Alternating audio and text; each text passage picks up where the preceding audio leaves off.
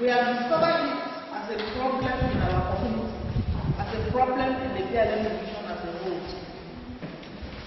This particular disease is affecting so many families, and the way the families are taking the disease is not what it is. I even had a problem. Some families came to me with this problem of sickle cell.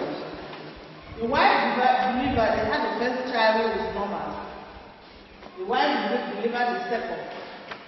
And when that child fell sick, they took the child to Mary North of Africa. And they carried out a series of tests and discovered that that child had sickle cell.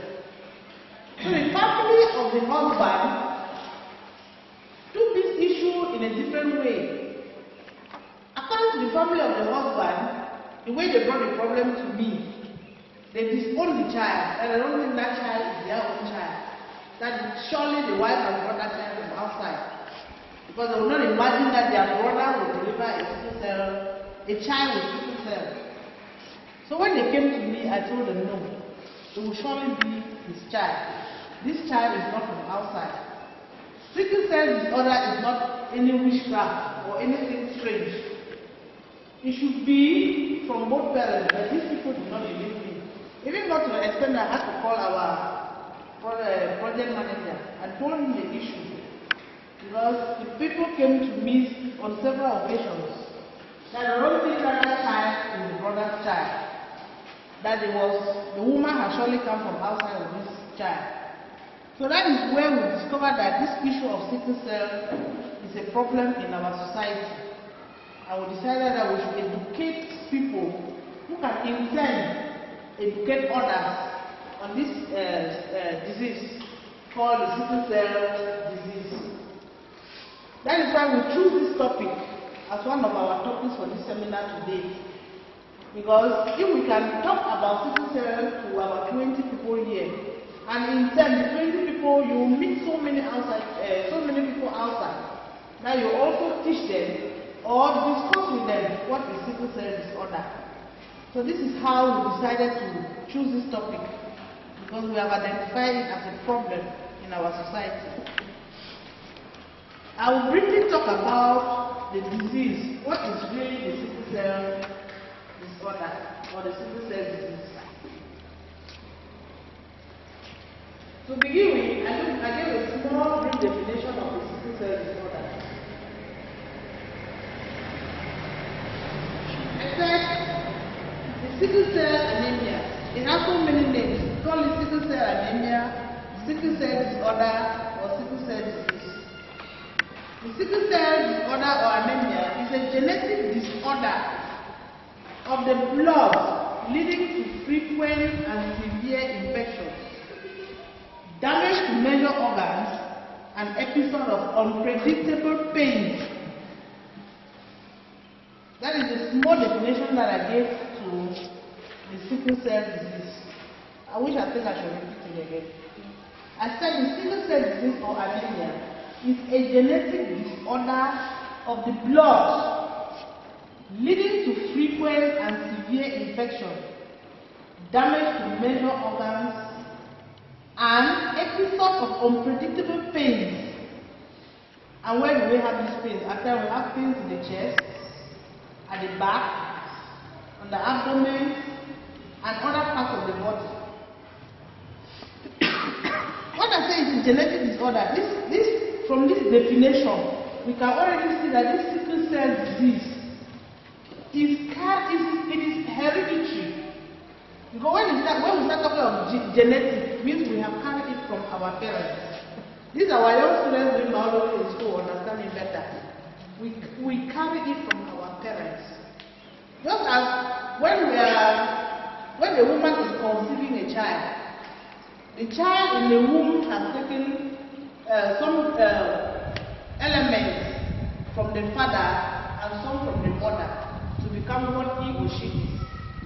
So in the process of conception, that child has taken some genes from the mother and taken some genes from the father. So a child who has sickle cell disorder must have taken part of these cells from the father and part from the mother. for the child to become a patient of sickle cell. Because if you don't take from both parents, you might not really have that sickle cell in you. You might be a healthy carrier, but it will not affect you. The way you are suffering from pain or from the crisis means from the time of conception, you took the gene from both parents.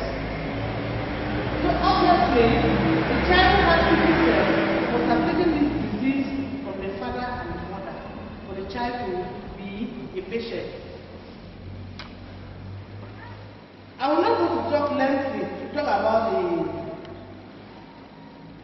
how the thing really comes about. I will go to talk about how we can discover symptoms to know that a child has sickle cell. To come up with the symptoms, I said, as earlier said, symptoms will really start from the age of 4 months. That is, the child can start, you can start seeing symptoms from the child when the child is about 4 months.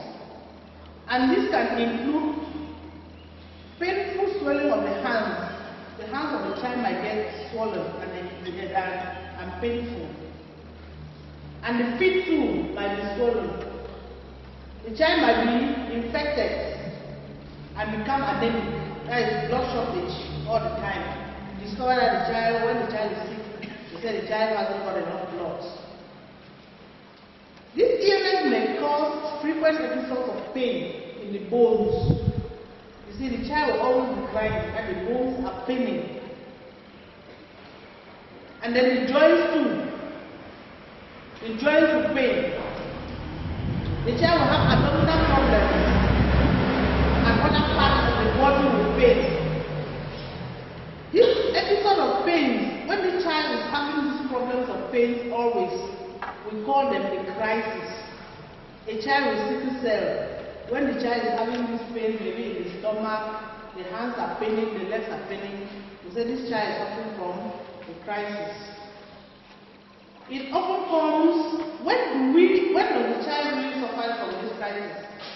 When the child is dehydrated, when the child hasn't got enough water in the system, this crisis may start again. When the child carries out a strenuous activity or exercises, you see, with these sickle cell children in school, they don't allow them to do sports. Because the moment they do sports, they will strain their body, the crisis will start. So this crisis will start, will come up when the child is dehydrated, the crisis will start. The child does strenuous activities, the crisis will start. Or the child has infections.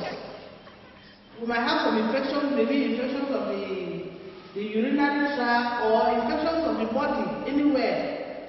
Once the child has the least infection, the crisis will start again. Or when the child is pregnant, for girls, when the child is pregnant, the crisis will become severe. Or if the child undergoes an anesthesia, like if maybe she has a wound, they want to bring the wound and give the child anesthesia, the crisis will begin again. This child will also suffer from problems like the spleen will have problems. The child might suffer from jaundice. You see the eyes turning yellow. The child might have stroke. They might have ulcers. Or at times you discover that the child has blood in the eye or in the urine. The child might urinate and see some blood in the urine.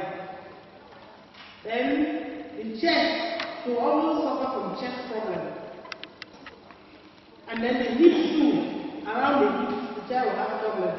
The shoulders. And again, how do we identify that child has sickle cell disease? The child will not grow normally. The child will grow stumpedly. It is important to know that the symptoms and their effects. Because when you identify this child with sickle cell, don't say that no, my child is not suffering from sickle cell because yesterday I saw my grandchild, only the hands were paining. Why is it that my only the legs are paining?